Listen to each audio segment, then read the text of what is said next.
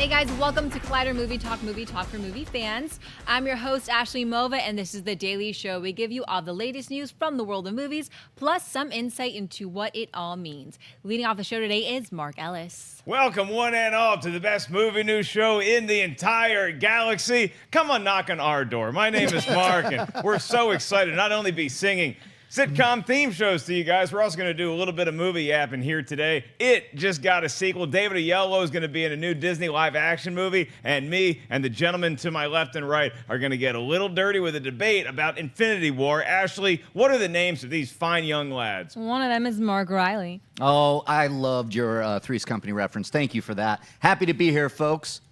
Also here, John Rocha. Listen, everybody knows Perfect Strangers is the greatest theme song ever done for any TV show. Oh, and by the way, Stop the Earth. I got to get off. Jeff Bridges is doing commercials for Lyft. I don't want to be here anymore. That's Damn. actually, if I saw Jeff Bridges doing commercials for Lyft and I was on another planet, I'd be like, I might start needing to go to Earth. There's work available. Ashley, what's your favorite TV sitcom song of all time? It's not Three's Company, I can tell you that much. Ashley? Oh my God, Three's Company is so Come good. Come on. Golden Come on. Girls is a pretty good Golden one. Girls. Growing Pains is a pretty good one. This is all just preamble to what we will be getting into today. Now, what's interesting is that Benedict Cumberbatch came out yesterday and had a quote that is pretty innocuous, talking about how he thinks that Infinity War is going to be a huge movie of all these storylines that you're wrapping up in his character, Doctor Strange, a relatively new addition to the MCU, and he's just really happy to be on board. So it got us talking yesterday, and we got a little heated with our debate in the writer's room, so we figured it'd be a fun way to kick off movie talk here today with this one and this one, because if nothing else, Rocha and Reilly are very well known for their opinions about certain comic book movies. So, Reilly, because you were the one that brought this to my attention yesterday, what do you think about Infinity War potentially? And Benedict Cumberbatch didn't say that. That's just us postulating right now. Could it be the best MCU movie of all time? Could it? Yes, absolutely. If we're looking at the progression of all the what the MCU started with in 2008, when Samuel L. Jackson pops up at the end of Iron Man and says, Avengers Initiative. That set the stage. That set the expectations. The Marvel MCU started, and everybody went, what? Then we get to Avengers, and we see Thanos, and we go, what? Oh my God, here we go. And it's like Marvel knew, right down there, they're looking down, 10 years down the line, they're going, we are going to build this universe, and it's going to come together in Infinity War, and everybody could kind of figure, okay, we're going to do Infinity War because of Thanos. So they've been building this. Then we get all the standalone movies. Thor, Captain America, great movies in their own right. You know, subjective, sure. Some are better than others. Then we get the Guardians of the Galaxy, and that just blows everything open. Cosmic MCU universe. We love Guardians of the Galaxy. Then we get Doctor Strange, and we're like, wow, now we're there. Okay. Benedict Cumberbatch comes out and says, this is the culmination, essentially, of 10 years. It's huge, and there are so many storylines. That's a lot to put on the MCU right now. That's a lot of stuff that we are looking at and going, oh my God, can they stick the landing? We have the Russo brothers. That's what I look at more than anything as a nomination for, or speculating that this could be the best MCU movie of all time, because I look at Civil War. Some are saying that's the best MCU movie of all time. I tend to agree with that statement. I have my personal favorites, but overall, when people are talking, Civil War comes up a lot. But now everything is turning their attention to Infinity War, and everything that I've seen so far is pointing me in that direction, that this could be the best, and I'm hoping it's the best. Yeah, Rocha, we love grading on nothing other than potential. I mean, you ask a question like, oh, is The Last Jedi going to be the best Star Wars movie? Well, it could be. It has the ability to be, because we haven't seen it yet. We haven't seen Infinity War yet. So, yes, we can surmise that the Infinity War film has a chance to be the best MCU movie. Will it be? I think it will be. I think what Mark laid out a great foundation for this argument to show you that it could be. Very much so. The Russo brothers did something that had not been done in the superhero films at this point. all those superheroes coming together for this massive battle at that airport. What a phenomenal job they did directing that. That could have easily fallen apart. That could have easily looked cheesy or stupid or not done, not had the same effect on people who are watching it. Because all of us who are massive comic book readers, the big thing that always got us were these crossover events. When X-Men was on with the Fantastic Four or whatever was going, or when they actually would have the DC versus Marvel crossover events, you'd have them all on the cover of the comic, and you would go insane how many heroes are in there, and you were hoping your favorite heroes would have enough time. The Russo brothers did that so effectively and reintroduced Spider-Man in Civil War. So they did such a great job of laying the groundwork for all these characters, giving them their own movies. And even in Civil War, in the second, in Ultron, we didn't enjoy Scarlet. We didn't get to really enjoy as much of Scarlet Witch as we would like, and they brought that forward in Civil War. They really gave her a good storyline, good thing to play around with, and there's more here now. Now, what's going to go on in Infinity War? That Scarlet Witch Vision situation is going to come to a head because of the Mind Stone that is in Vision's head. Is Thanos going to take that Mind Stone? Are they going to base on the Infinity Gauntlet? If you look at the Infinity Gauntlet and the Infinity run of comics, there is so much to play with storylines-wise. And the rumor is that they're breaking this up into 2 separate films. So you're going to have to be... It's almost like Kill Bill. You can't enjoy 2 without 1 or 1 without 2. You're going to have to put them together. That's how I always watch Kill Bill. And so I think Infinity War is going to be the same way. This will be great. The second installment will be even more because you're going to have Captain Marvel. You're going to have Adam Warlock. What role will Loki play? Well, Loki, who we've come to love now in the Thor universe, as the anti-hero, like we cheer for Stone Cold Steve Austin or The Rock back in the old days, he may become the Mephisto character and become evil again, whispering into Thanos' ear. So there are so many exciting and incredible storylines that might play out in the Infinity War Marvel movie that gets me super excited, and the factor in the right hands with the Russo brothers gets me even more excited. And I agree with Mark. As much as people love Civil War, Winter Soldier is my favorite, but people love Civil War to pieces and always talk about it as one of the best Marvel movies ever. So why wouldn't the Russo brothers go to the next level with this many characters? Well, because this is a very different movie than what Winter Soldier, your favorite MCU movie to date, is. Because Winter Soldier, I mean, obviously there's national implications with that storyline, but here there's intergalactic, the world is going to end kind of thing. So Winter Soldier, a much smaller, more contained spy movie almost. So this is a very different take for you, because Civil War made it huge, and now this is going to make it 20,000 million times bigger, but you still think that it's going to be better than Winter Soldier. Yeah, I do. And because we saw at Hall H the 4.5-minute trailer for Infinity War, I can't cuss on here too hard, but I lost my mind. There's kids watching. You can put another letter in front of that with an N at the end of it. I lost my mind watching that trailer. I don't know what that word is. That would be effing. And also the trailer. Mother There we go, effing. MFers. Yeah, sure. But that trailer drove me insane, and it let you see that there is a possibility this vision that they had of all the superheroes dead may come to pass, because we've heard already how Hemsworth might be leaving, how Robert Downey Jr. might be leaving, how Chris Evans might be leaving. So there's so many things that could be transitioning during this time. So I think there's so much potential, and if you ever get a chance to watch that 4.5-minute trailer, you will lose your mind at the way that they capture what they've been leading up to, which is what Mark highlighted for the last 10 years. And they deserve so much credit, Marvel does, for getting this right. Yes, have there been missteps? Iron Man 2, some of the Thor movies, a couple of the people don't like the Thor movies sometimes. There have been missteps along the way, but they have kept the Thanos character perfectly put into each of the movies. They've done it correctly. They've built it. They fleshed it out. You saw it in Guardians of the Galaxy. You saw it in the Iron Man movies. Thanos comes in. And so there'll be more to play with as they get a chance to actually get Josh Brolin to be in there and be highlighted more. And I just, from those 4.5 minutes, I was like, this is going to blow the doors off my mind in a way that a superhero movie has never done. God, I just want that trailer to get out there. Yeah. I mean... Yeah, no kidding. I still haven't seen it. We saw it at Comic-Con. I saw it at the D23, and but I feel so bad because I saw it. I've seen it twice. These eyes were not worthy of seeing that trailer twice within a week, and then I was telling people, because that's what we were hearing at Comic-Con, is that, oh, don't worry, you're going to be able to see it like Sunday.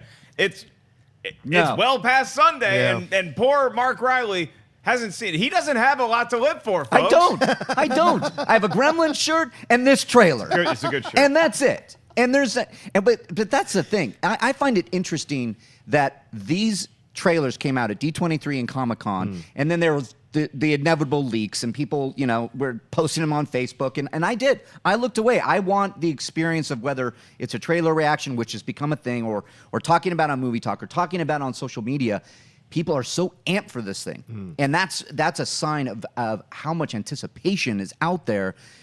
10 years of waiting for this, 10 years of wanting to see this. I mean, I know some of the specifics. I've seen all the coverage of it. And when you hear that Thanos is throwing a moon at the Avengers, you can't, I mean, come on. That's pretty cool. Well, that's why I think that this does have, if you're reading tea leaves, the ability to be the best MCU movie. And the question that we postulated in the title of this vid is the best MCU movie yet. Because I don't think it's going to be the best MCU movie of all time. I might reserve that judgment to see what movie follows Infinity War. Because if you look at the closing of a great storyline, those are always the movies that speak more to me, where maybe I'm in the minority and I don't really care. Empire Strikes Back is a great movie. It might be the most well-made Star Wars film. I like Return of the Jedi better. Deathly Hallows Part 1, great setup. Deathly Hallows Part 2, to me, I enjoyed more. So I think that that's going to be the case with me. But when you look at Thanos as a villain that is by far going to be the greatest, most powerful, scariest, most intimidating baddie that we've yet seen in the MCU.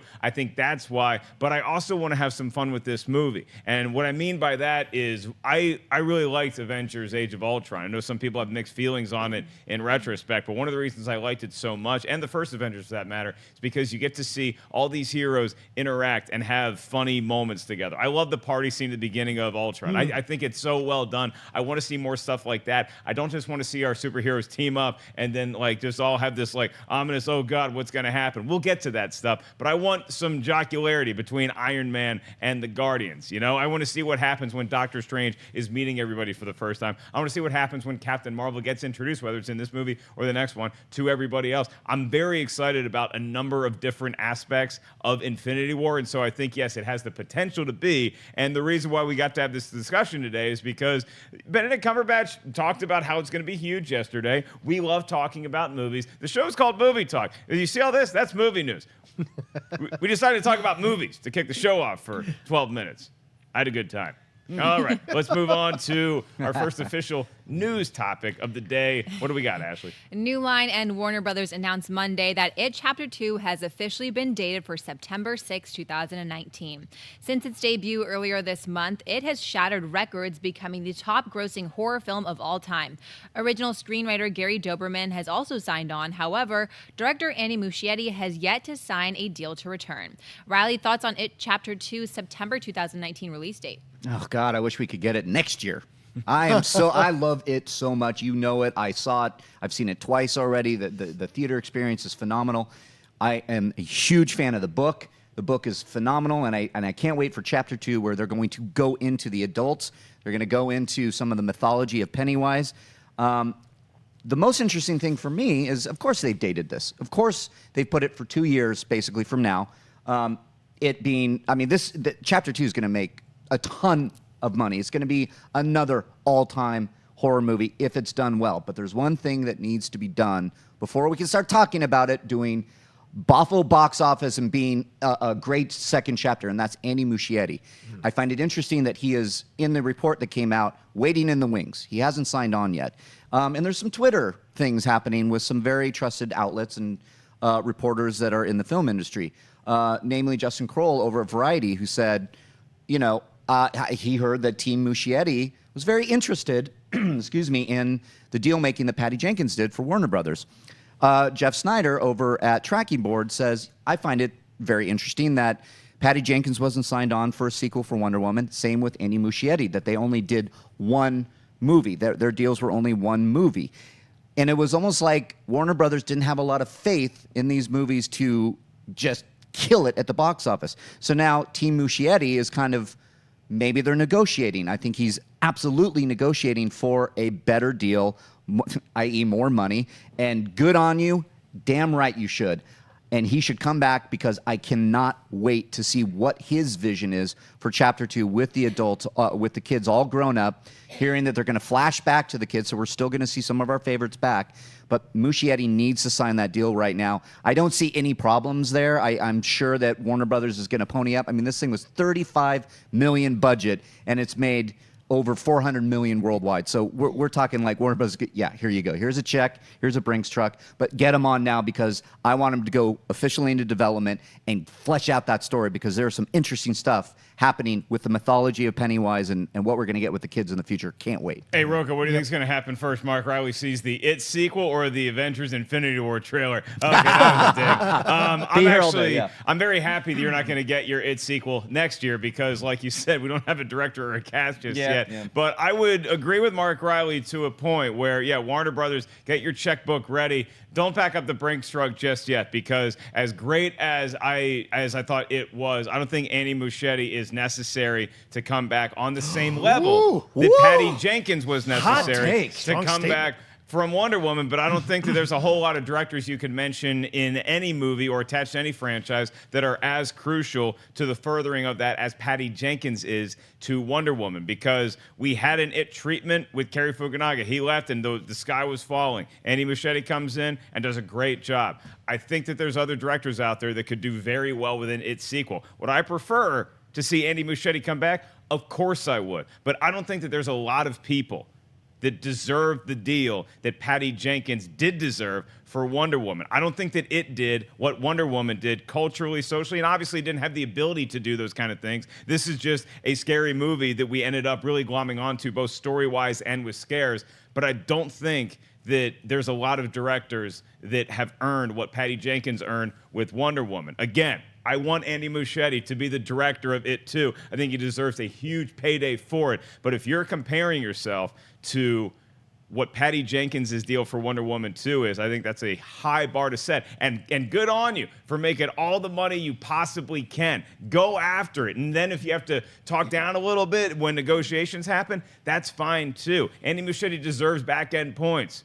Okay, that's where you make your money as a director. Yeah. You get a nice upfront fee, then you get some back-end points based on box office. You know It too is going to crush. So, Rocha, I applaud anybody for making as much money as they possibly can in an industry as rich as Hollywood. I just think if you're going after a deal, I don't think Patty Jenkins is the line you shoot for because that's a high bar. Yeah, it's an interesting you make good points, Mark, because or Matt, sorry, Mark. So because this whole idea, we're both there's Mark. both Marks. I was like, do I know who I'm talking to? No. Here's the deal. We're here. That's fine. To me, I find it very interesting because two things. One, you're right about Patty Jenkins. This is such a singular event, a singular thing that she did with Wonder Woman. It's so amazing. However, there is something to be said that it is incredibly difficult to find successful Stephen King adaptations done on film that stand the test of time, but that transcend what he does on paper. And I think it did it. We counted down on the top 10 Stephen King adaptations, and there are obviously Shawshank, Dead Zone. There are a number of them, but this really may be the best one ever, and that says something about Andy Muschietti's style and his ability to bring the ideas of Stephen King to life on screen so powerfully and in such a great way, scare-wise, but also in the connection with the kids. Now, for me, I'm happy that we're waiting 2 years because you're right. We need to develop this thing. We also need to cast it correctly, and then we need to figure out how they're going to shoot and if they're going to bring in this the turtle Maturin. Are they going to bring Maturin in at all? Like they didn't touch on it on the first film. Is it going to be something they talk about in the second film? Because it is in the book the way that they talk about it. So to me, I'm interested to see what they do with it. I want them to take their time. There's no rush. Bring Andy back at his time, and yeah, maybe pay him a little bit less than Patty Jenkins. That makes sense. She has more pedigree. She has directed an actress to an Oscar. She has done a lot of work. Andy is still at the beginning of his career, so you can make those negotiations in that manner. I'm fine. But this is an interesting choice by Warner Brothers to wait to pay. It's very relevant to like football where you put a franchise tag on a quarterback and you don't pay him right off the bat because you want to keep this person proving that they can keep doing it. Who'd you be talking Are about? we going to start talking about the Redskins here? No.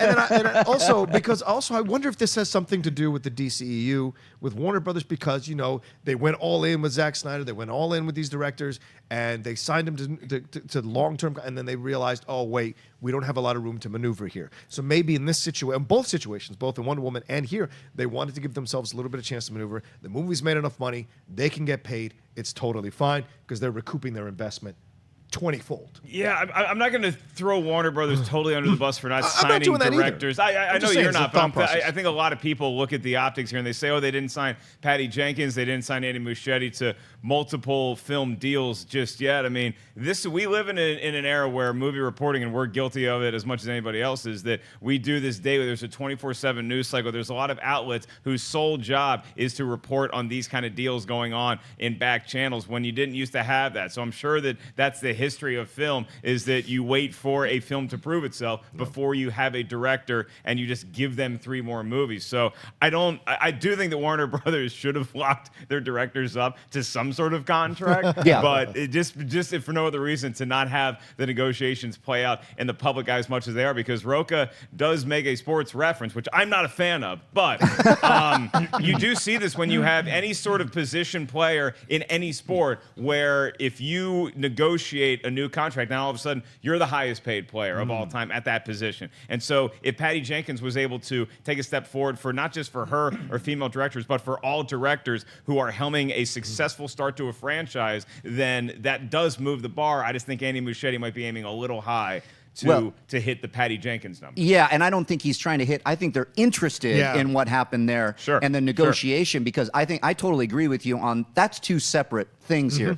But it's based on Muschietti, what he has talked about with the sequel, what his vision is. And I don't even want to go into it because I find it so fascinating. If you want to know what his thoughts are, just Google it and read it, because it could be a spoiler for Chapter 2.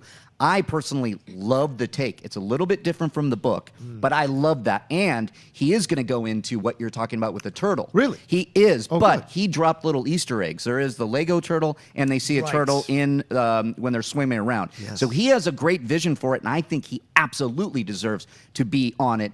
And not anybody else, not any other horror director who could do it well. I see your point, Ellis. He needs to be the one, because he came in, he saved the production from the Cary Fukunaga, who walked away with creative differences. He came in, brought all the kids together, had a great rapport with them. He can do the same with the cast. He has Jessica Chastain in mind for older Bev, because he worked with her on Mama. So I see him as being instrumental in bringing It Chapter 2 to the finish line. And also, if you compare this with the Deadpool situation, there are a lot of us who are a little trepidatious because Tim Miller didn't come back, wondering how this sequel is going to be without him and Ryan working together. Is it going to be as good? And already from what we saw in that first 4-minute thing they released with the phone booth and everything, I'm like, I'm a little worried. So we'll see how it plays out. But yeah, when you bring Muschietti back, you bring that desire to see what he would do to finish out the story. I hear turtle and I say, get that little turtle some mutagen, some nunchucks, and karate lessons. All right, Ashley. Let's move on to what's coming out in theaters this very weekend.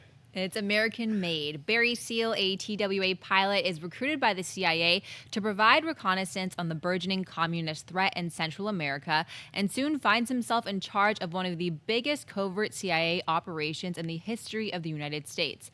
The operation spawns the birth of the Medellin cartel and almost brings down the Reagan White House. Well, if you ask me if I think that people should go see American Made, I'm going to tell you that my blood is red. I enjoy Oxygen quite a bit, and I love watching Tom Cruise in movies where he flies planes regularly. So, yeah, American Made is a whole lot of fun. I think that Rocha and I got a chance to check out the screening of it last night. Once again, Reilly left in the cold. Yep. I'm noticing a pattern here, and not happy about it. I had a good time with this movie. I enjoyed it. I think it was a great movie. I think that there's going to be a lot of comparisons to the movie Blow, starring Johnny Depp. Similar subject matter, although the characters, while they're both based on true stories, are not the same story. But you can definitely see similar paths crossing. I think that it's an interesting history-ish lesson. I think that Tom Cruise is great, as he always is. I think the entire cast comes to play. The story, I think it gets a little, all right, what exactly are we doing here? It's fun to watch these guys fly planes. what's the point of this story? And eventually it does kick into another gear. So I enjoyed it, didn't love it, but I liked American Made. Rocha? Yeah, I absolutely enjoyed the heck out of this thing. And it was nice, and when you compare it to The Mummy, it was nice for Tom Cruise to come back to a film that he does well and he knows how to do. And what caught me halfway through is I started wondering, is this an unannounced Maverick sequel from Top Gun? Ooh. In my mind, he's a pilot. He says this line, I like to jump in before I know the stakes sometimes, and that bites me in the butt. And I'm like, that sounds like a Maverick characteristic if I've ever heard one. Did you just say bullshit? You could be mine? So I was absolutely, I enjoyed the film very, very much. And we'll talk about it later in our review on Collider with me and Perry, but I highly recommend it. Did you you send people to the theater to see this? Yeah, absolutely. Especially if you're a fan of Tom Cruise, you will absolutely enjoy this. This is vintage Tom Cruise having a good time. I mean, it's some dense situations, some dangerous situations. So if you have younger kids, maybe don't bring your young teen to see some of this drug stuff that occurs in the movie. But overall, if you're a massive fan of Tom Cruise and Doug Liman, who does a great job directing this movie, I would absolutely tell you go spend the money this weekend and go see it. Reilly, I'm looking at your social calendar and it looks pretty full as it usually is on the weekends. Your dance card is just about spoken for. Are you going to make some time to see American Made this weekend? This weekend, can't.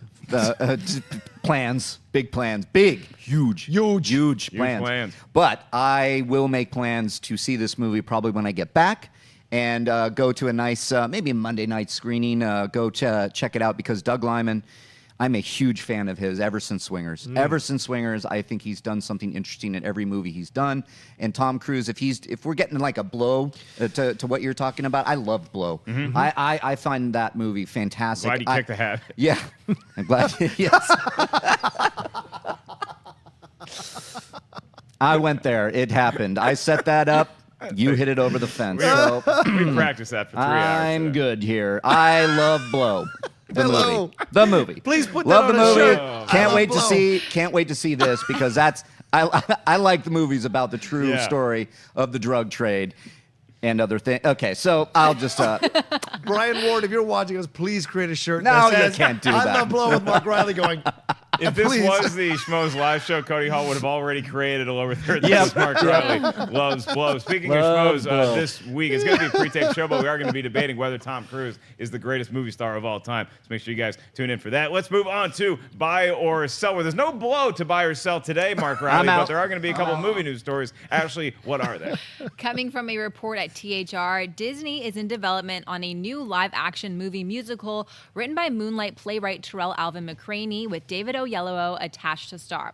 The project, entitled Cyrano the Moor, mashes together William Shakespeare's Othello and the classic French play Cyrano de Bergerac, which tells the story of a large-nosed romantic who uses his words to help another man win over the woman he loves. A release date has yet to be determined. Rocha, buy or sell the Disney live-action musical Cyrano the Moor with David Oyelowo? Okay, so yes, I buy it, but these two stories are interesting stories to mash together. Let me just tell you, because Othello is not a romantic story in any way, shape, or form. He gets jealous he gets twisted against Desdemona and then chokes her out in her sleep. So this is not a positive story to be playing with, but just like the Hunchback of Notre Dame, I suppose, Disney will find a way to make it happy, make it playful. Also, Cyrano de Bergerac is not necessarily the most romantic in that he does pine for a woman, but it is his cousin, but she is in love with someone else, and then he helps her get her, and in the end, he admits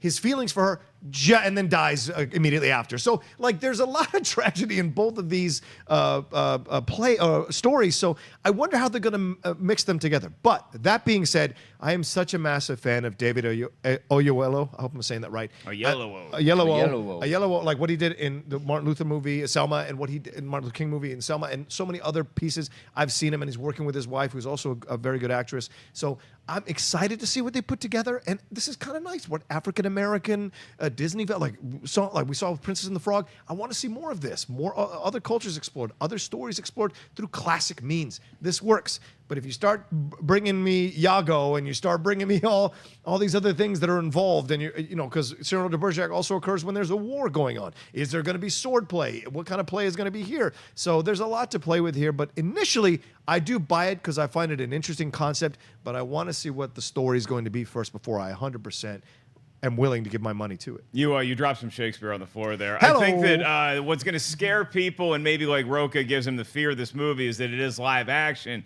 So you can't necessarily give it the this is going to be for family movie pass based on Shakespeare material that you would for something like Lion King, which clearly has shades of Hamlet. But I think that you can rest easy knowing that this is still Disney doing this, and that I think that they're going to take some elements from the source materials and incorporate them into what is going to be a fun adventure for the entire family, or in this case, more of a romantic, appealing kind of thing. I hear large notes. The first thing I think is Roxanne. Yeah. I still get there, and it's a Steve Martin movie. I don't even know if I've ever seen it. I just know that Steve Martin and Daryl Hannah are in it, and he's got a huge nose. You haven't seen Roxanne? No, I have not. So good. I don't think I have. Let's just cut here, okay? We got to go in the conference room, and we got to put Roxanne on, especially you. You would love Roxanne. Rick Rossovich, where are you? Yeah. Let's watch it with him. Oh, Rick it's- Rossovich. You mean Slider from Top Gun? Yeah, Oh, he yeah. plays the, He's the guy that He's Steve the Martin Christian helped. character. And that's a good point that you bring up, because I think Disney is going to look at Roxanne as some inspiration for this.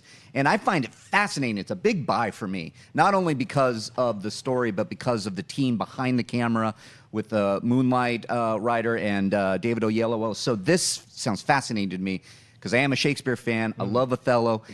It's a tragic movie, but they're going to spin that. Yeah. And I think what Othello is going to be pining, it's going to be him. He's going to be a general with the big nose, and it's going to be, what's her name? Desdemona? No. Desdemona's in Shakespeare, right? Yes, in Othello. Roxanne is the one in... You're right, but I think he's going to be pining for her, and then we're going to bring in that Cyrano de Bergerac in, and it's going to be that spin. That's my speculating here. I don't know. I find it just fascinating that Disney is creating a new live-action musical with two source materials that don't make sense to put together. It's like, your chocolate's in my peanut butter, and it works. So maybe it's going to be here. So Now I'm hungry. I find it interesting. I like that they're doing this too, because I think people have been asking this question for the last few years, is that, Disney seems to be doing a pretty good job adapting their animated source material that they based off other fairy tales into live action, but that well only runs so deep. And so this is Disney expanding their background to say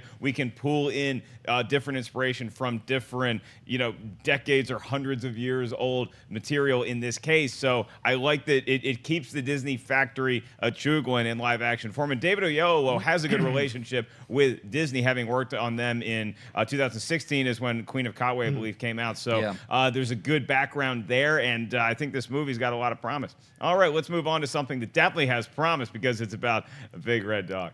According to Variety, Van Wilder and Alvin and the Chipmunks, the road trip director, Walt Becker, has signed on to direct the live-action CG movie adaptation of Clifford the Big Red Dog. Based on Scholastic's book series by Norman Bridwell, the story centered on a young girl who received a red puppy for her birthday that grew to be 25 feet tall. No cast or release date has been set at this time. Mark Barsell, director, Walt Becker directing a Clifford movie. What a question that is, Ash. Look, if you give me Clifford the Big Red Dog, I'm gonna buy that movie should be made. I'm gonna buy that you need a Clifford the Big Red Dog. Haven't they been trying to make this movie for like 5 or 10 years? And now I guess they saw Alvin and the Chipmunks, the road ship, and they're like, finally, we got our Patty Jenkins. Like, so I'm not a fan of the Alvin and the Chipmunks movies, but I'm not going to throw the director entirely, out to sea just because he was doing source material that I'm sure there's some cringeworthy moments on set where you're talking to Jason Lee or whoever the live action adult actors are, and you're like, look, I don't want to do this either. Okay? So maybe Clifford the Big Red Dog could be a little more palatable, but clearly this is going to be a movie aimed for kids. Alvin and Chipmunks are aimed for kids. As much as this big red human wants to see it, I think that it's not my demographic, and if you have a successful family franchise director, then you plug them into something like Clifford the Big Red Dog. Fine. Have at it. Mark Reilly, Yeah. you yourself own a slightly smaller than 25 feet Labrador. Right, and he's not red either, but... Not yet. Yeah, I can't... it's not my demographic either, but when you hear Alvin and the Chipmunks, the road chip... You know exactly the movie you're going to get, and for that reason I sell it, because I think you can make a fantastic kids movie, but also have it appeal to adults. When it's just kids movies, I mean, I think of How to Train Your Dragon, I think of E.T., I think of ways of like a kid and a big beast or some sort of alien or whatever that you can kind of look at as this and go, there are movies out there that can appeal to adults, and that's the kind of movie I want to see.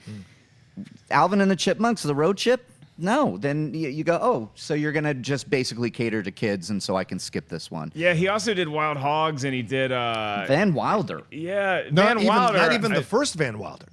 He didn't do the first No, Van it's like Wilder? the third one. You know, I mean, look, here's what gives me Van Wilder, apprehension party because liaison. Riley makes a really good point is that like Oh, is it this is somebody who he had a successful kids franchise, but you know another successful hopefully kids franchise is Paddington, and that's Yeah, a movie there you go. based on a kid's story, but was able to appeal to grumpy old humans like me. So maybe you should. I might be taking back my buy. I'm not ready to say I'm taking back my buy, but Mark Reilly made me think as he usually does. Yeah, I'm selling it like you wouldn't believe with no.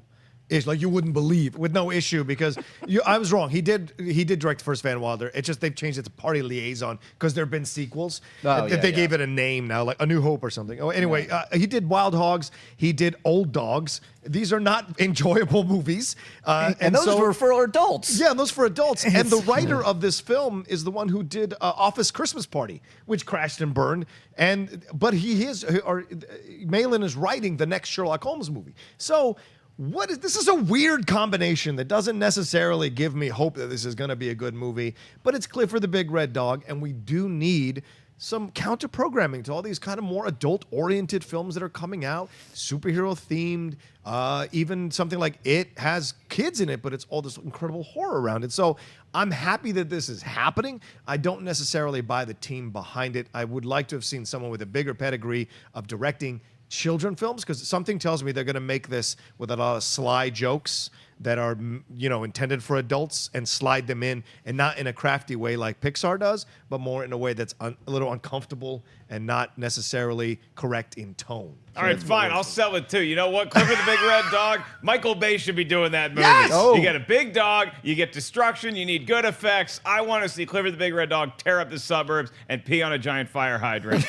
Michael Bay, you're the guy for me. Oh, wow. Let's not jump to conclusions here. It's a bad, whatever.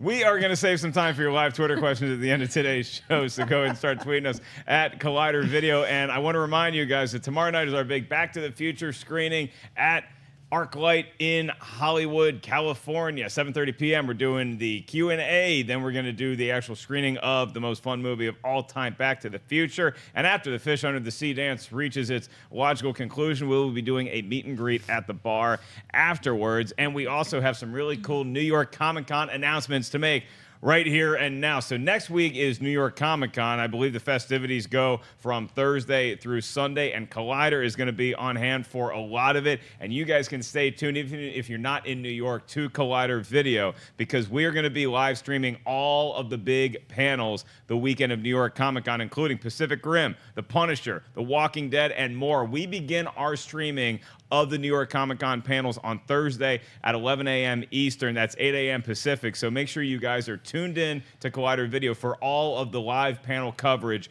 from New York Comic-Con. And then we're also going to be having some fun there because we have a Collider Heroes panel that is going to be live on site at New York Comic-Con. That's Friday at 12:15, and that's going to be in room 1A24. And then Saturday, we have a movie talk panel hosted by this idiot right here. That's Saturday, 4:15, because I need plenty of beauty sleep the night before, and that's going to be room 1A21. So make sure, if you guys are around the New York area and you have a badge to Comic-Con, you come say hi to the Heroes panel, to the movie talk panel, and if not, make sure you're tuning in to Collider Video on YouTube for all of the live stream content that your eyeballs can handle for New York Comic-Con. Speaking of Comic-Con, I'll be doing stand-up there. You guys can. We'll talk about that later. Yeah. TV Talking Heroes is every day, so make sure you guys tune into TV Talk, hosted by Joshua Hercules Makuga, the betrothed-to-be, this weekend, and Heroes as well coming up shortly after. We have a new Schmodown that's going to be up later today. The singles tournament beginning. Matt Nost versus Jeff Snyder. Will he be breaking the news that he won, or will Matt Nost, your boy, take down the Insnider. It's going to be a good one. And last but not least, you guys can win something right now. You win free tickets to the Brawl in Cell Block 99 screening with Vince Vaughn. There's a Vince Vaughn Q&A there through Collider.com. So make sure you guys go to Collider.com right now to find out how you can enter for your chance to win free tickets to go see Brawl in Cell Block 99 with a screening and Q&A with Vince Vaughn. That is on Monday, October 2nd. So go to Collider.com right now and check out all of the latest for how to enter. All right, I'm done talking. So Ashley Mova, what's in mailbag today? Well done. Kyle Walker writes, "Hey Collider crew, I have not seen Mother yet, so I'm not the best judge, but I was thinking that the negative response it's received might be due to the movie being very heavy, dark, and depressing, whereas it was all about friendship and strength and had a happy and hopeful ending. Do you think movie audiences these days are wanting to see movies that are more happy/hopeful? Could this explain the different reactions received for movies like Batman vs. Superman and Wonder Woman?" I don't think that the perceived backlash against Mother from audiences has anything to do with it being a dark or dreary or depressing movie. I think that audiences got upset with that for the marketing because they felt like they were going to see just more of a straight-up horror movie when, in fact, they weren't. And then not only did you not get what you thought you were going to get for your money, you also got what some people would perceive as being preached to or talked down to when it comes to one director's point of view about the world. I don't think that has a lot to do with whether a movie's dark and depressing or happy and fun. Now, you're talking to a guy who loves happy and fun movies, which is why I respond so well to movies like Wonder Woman and Spider-Man Homecoming, things of that nature. But I also really get into something that can be a little grittier, a little scarier, a little more troubling emotionally. So I think that we have appetites in the movie culture for both. I just think that Mother has a whole lot of other things going on with it. Not that you shouldn't see the movie, but now knowing everything that you do about Mother might be the better time to go check it out, knowing that, hey, maybe I'm not getting the movie that I was sold. I still want to check it out anyway. Rocha, what are your thoughts? Mother! No, listen, Aronofsky was working. He said this on numerous interviews that he was working stuff out in his own life through this movie. And every once in a while, these are artists. Like, these are auteurs, right? Aronofsky is definitely an auteur. And so he wanted to work something out. He told Jennifer Lawrence, he told Javier Bardem before they agreed, this is not going to be a popular movie that's going to make a lot of money. If you're going to come on and do this movie, I'm working stuff out internally about what's going on in my world. So that's what that movie was. It is not that kind of movie. So you can't compare the two in my mind. I think Mark hit it right on the head. They're two different styles, and you can create room to enjoy certain dark, depressing movies. We need those to make us think, to help us explore what's going on, and to make us maybe even internally take a look at ourselves and kind of come out better people because of it. But then we also need things like it to remind us of the bonds of friendship, how important it is that if we band together, we can defeat any evil in the world. So both of these things are really important to explore when they're done well. Your issues with Mother may be, as you compare Batman vs. Superman versus Wonder Woman, an issue of quality. So a lot of people are saying their issues with Mother are about quality and execution, not themes and storylines. So there's a difference. Whereas Wonder Woman is fantastic, just like it is fantastic because it hits all the right notes with a mass amount of people. So I think that's the difference there. I love the topics we're talking about today because one of our panelists has issues with Mother, the other one has a blow habit. Mark Reilly. Yeah, I love Blow. Hello. The movie. Blow. The movie's great. The movie's great. It always comes down to story. It really does. And the story for Mother isn't landing with audiences. And that is fine. Yeah. You know, the Aronofsky did something. He wanted to do something different. And then the studio behind him, Paramount, stood by him. That's awesome. Mm-hmm. Whether you like the movie or not, that's for you to determine. That's fine. But remember back in the day when The Dark Knight came out and everybody was now doing dark and gritty movies? It was a trend. Now there's a trend where it's like, oh, if you look at Batman v Superman, that was dark and gritty. Didn't work like Wonder Woman.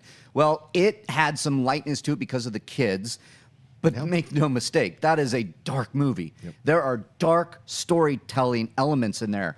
With Bev and her father, with some of the adults in the town, with the visuals with Pennywise. Mm-hmm. That is a dark movie with story elements of light and fun and humor. That's what made a good story. What's scary about it is that you care about the kids. You care about whether or not Pennywise is going to get them. You care about Bev and her father, and you want her out of that situation because you care so much about it. Yep. And that's all surrounded by darkness. So it is what it comes down to is story. Batman v Superman didn't land with audience. Mother is not landing with audiences, and that's okay. You know why? Because it got people talking, and Zack Snyder and Darren Aronofsky, respectively, took a chance and followed through with their vision, and I applaud them for that. All right, well, let's move on to live Twitter questions, and let's get out the huge Tarantino 70mm Panavision lens for our news desk. What's the first Twitter question presented by Miss Wendy Lee Zaney? Oh, thanks, Mark, for that introduction. Yeah. Wow.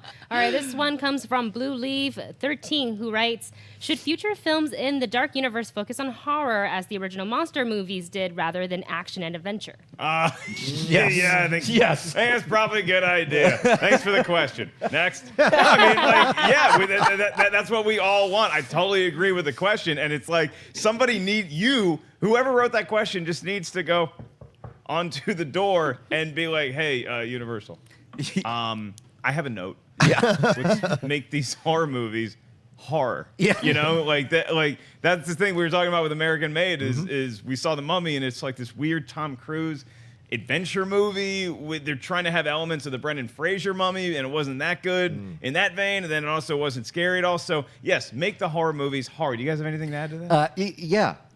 Please. The Mummy was like one of those little vignettes on the Universal tram ride where you stop, you watch the stunt show, and then you move on to Jaws. It had no tone to it. Focus on the horror. I mean, I think of Jeff Goldblum in Jurassic Park.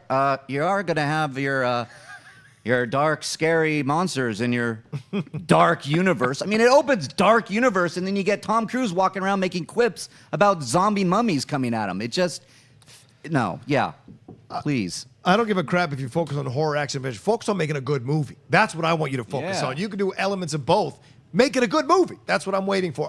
Dracula Untold was okay, but The Mummy was worse than that, and that had way more backing behind it, way more money behind it, and didn't produce. So to me, focus on making a good movie, horror, action, adventure, or a combo of both. I could give a crap. Make a good movie.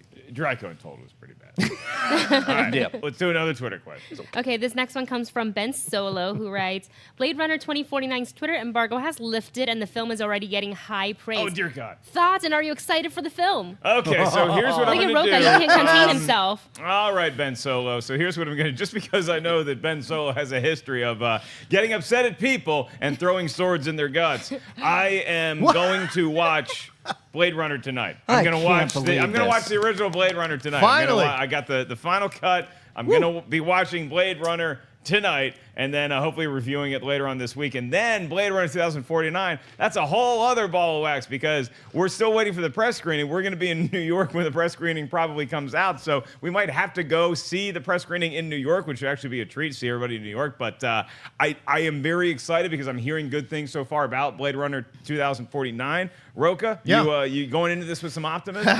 Optimism off the scales. Off the scale. Everything I've seen about it makes me excited to see it. And our own Frosty has seen it twice. And so I can't divulge his feelings, but let's just say it got me even more excited. He did on Twitter. He did? He divulged the feelings. And I divulged, and on I'm Twitter. even more super excited to see it because Frosty loved it. He said it was a masterpiece. There it is. Yeah, I'm excited. Like you, Rocha, and unlike you, Mark, I've seen Blade Runner. It's a cult. I see what you did Yeah. it. Wordplay. It is a cult favorite for a reason, and it stands out. I still love the movie so much, and hearing these reactions that it's another sci-fi masterpiece worthy of the original. These are some quotes out there right now by some well-respected film journalists and reviewers. That is amazingly exciting to hear. And it's not very surprising for me, though, because Denis Villeneuve is a phenomenal filmmaker. Yes. So the fact that he's come in to direct a sequel 20 years, 30 years after the fact and sticks the landing, have you seen Arrival? You've seen Sicario? Right. Yeah. Of course he did. I can't wait. And those of you afraid of what Reilly has done with those Aliens movies, who maybe didn't like Covenant or didn't like Prometheus, he produces, and Denis has been very clear, Ridley stayed out of it producing unless Denis needed him. And that was the best way to work to bring this to life. It is Denis' vision of what Ridley Scott originated in 1982. So that makes me even more excited because Arrival is still one of my favorite films of that year. Yeah. All right, looking forward to watching Blade Runner tonight and seeing all the Wookiees and Ewoks and lightsabers that are going to be in that movie. Let's do one more Twitter question and we'll call it a day. Okay, this one comes from Maximum Romaine, who writes, what was your first horror experience and how traumatizing was it? For me, it was Alien and Hellraiser at age 7. Damn, Love this question. that's a pretty tough one to beat. I mean, age 7 is a young. I saw The Exorcist on TV when I was like 6, but I didn't get it. So I just thought it was funny to see this girl puke and like say bad words. So I literally just thought it was like a comedy. Then a couple years later, me and my older sister talked my aunt into taking us to the movies because my parents were out of town. She was babysitting us, and my little brother was sick, so he couldn't go. So my aunt wanted to wait until all 3 of us could go to go see Indiana Jones and the Last Crusade. So we're not seeing the Last Crusade. What else is playing? Ah, look at that. Stephen King's Pet Sematary is playing. We somehow conned my aunt into taking us to go see. I was maybe 7 or 8. My sister was a couple years older than me, and yeah, the story is that my sister didn't like look at the movie half the time. She just had her arm buried in my aunt's armpit, and I got a large popcorn. I was just like apparently I didn't blink for 2 hours because I was just so scared by what I was seeing. The Zelda stuff still creeps me out to this day. Pretty traumatizing experience. How about you, Mark Reilly? I have a similar story with my sister. We snuck out of my grandmother's, walked down the street to a VHS store, and the guy let us rent the original Friday the 13th. And I loved it so much. I was like, scared the hell out of me. But then I went back and it's maybe a week, I don't really remember, and rented Amityville 2, The Possession. Then that scared the hell out of me. Friday the 13th didn't scare me. Amityville 2 scared the hell out of me. I must have been 8 or 9 at the time. I had to sleep in my parents' room because it goes back and shows the Ronald DeFeo murders and what happened. And that's, I'm at that age where family is everything. And I'm watching somebody murder his family because he's possessed by an evil demon in a house. That just ruined me for months. I had to, I was at the foot of the bed of my my mother and father, sleeping like this, going, "Are you okay, guys?" Okay. Yeah, demons. Once they get in the house, I can handle a crazy lunatic running around the woods and stabbing teenagers. Once it gets in the house, Rocha, that's when it does it for the marks. How about you? Well, yeah, Paranormal Activity does that really, really well, in my opinion. I've already told the Nosferatu story, so people know I'm 300 years old, so it's fine. Like Nosferatu. But for me, I want to step out of feature film and talk about a TV movie called Trilogy of Terror from the 70s. And I remember this. If you watch it, Karen Black is in. It was like Creepshow. There were installments. It was like 3 horror stories, and I think Karen Black was in all 3. Kind of like American Horror Story, where they keep bringing back Sarah Paulson. It was like this, and she goes. I think she buys this little pygmy doll. This scary little pygmy doll with a spear, and it's like an ugly looking thing, and it comes to life and chases her throughout the entire house and terrorizes her. And when she tries to kill it, she throws it into what then was an early version of a microwave, which I think is one of those oven, counter ovens, kills it. But when she opens it, the spirit of it comes out and possesses her, and she now becomes the doll, waiting for her husband to come home to kill him. Deep Cut by John Son, Rocha. that is a horror. Watch that crap and try not to get scared. Wow. Ashley, Wendy, do you guys have a horror movie in your history? What was like the first one that you saw that really traumatized you? Did you guys go as far back as Nosferatu? I don't think we go a lot far back, That's but my first experience with horror, it's more of like a thriller, was The Craft. I think I was about 7 or something. A few years after it came out, my brother, who's older, had rented it, and I put it on. I just became obsessed with scary movies ever since. It didn't have like a scarring effect on me. Oh, you just made me feel so old when you said Really? that. I love it. I would never tell you my real age. Anyways, You look young. That's what matters. for me, it played a big part because my mom sat me down and she was like, "Look, you got to watch this," and we sat on the couch and she made me watch it. You gotta watch it. She also showed me The Shining, so it was like, she introduced me to Stephen King at a very young age. I think I was like 7, 8, or something like that. And then now that I've rewatched, moving on to a different one, Chucky really freaked me out because I think it's like the living doll thing. But I rewatched it and I was like, I don't know why I was scared. Yeah, It was fun. Like movies like Chucky and stuff like that, they're not scary movies to watch during the film. But then you turn off all the lights and you go to bed and there's like a, Danny O'Day ventriloquist doll just staring at you. You're like, oh, I'm going to die tonight. So there's some movies that may not necessarily be the scariest movies ever made, but they get into your mindset and that's when they get you. It's afterwards. Then you fall asleep and who's waiting for you? Mr. Claus himself, Freddy Freddy Krueger God. Oh, Life boy. is tough, teenagers. Get a handle on it and don't fall into the trap that Mark Reilly did with Blow. Yep. Thank you I guys knew so that was much coming. for joining us. Mark Reilly, who has never been addicted to a drug in his life, in real life. Where can the kids find you? Thank you for that. He likes his wine. That's about it. Now my mother won't be calling me going, what is Mark Ellis talking about? You can find me at Reilly around on Twitter and Instagram and talking about the movie Blow. All right, John Rocha. How about you, sir? Sorry, Mrs. Riley. You guys can find me at The Rocha Says on Twitter and on Instagram. And we just released a new episode of the Top 10 show this morning on the SK Plus podcast channel. Top 10 whistleblower movies in honor of the Mark Felt movie coming out starring Liam Neeson, where he plays Deep Throat. Ooh, okay. And we go over to Ashley Mova. When she's not casting spells, where can the kids find you? On that note, you guys can find me on Twitter, Instagram, and YouTube, Ashley Mova. Happy Tuesday, guys. And Wendy Lee Zaney, where can the kids find you? At Wendy Lee Zaney on Twitter, Instagram, and Snapchat. I am merely Mark Ellis. Thank you guys so much for tuning in to Collider Movie Talk today. Like we said, TV Talk coming up in a little bit. And stay tuned right here to Collider Video for all your New York Comic Con coverage next week, including some stand-up shows from this guy at New York Comedy Club. You can get tickets at markellislive.com. Use promo code SCHMOES for a discount. Now, here's a handsome gentleman. Hey everybody, Mark Ellis here. Thanks for watching this episode of Collider Movie Talk. You want to watch more? Then click up here, or you can click right here for more great content from Collider. And if you haven't subscribed to Collider Video, do so right now and share this vid with your friends. Thanks for watching.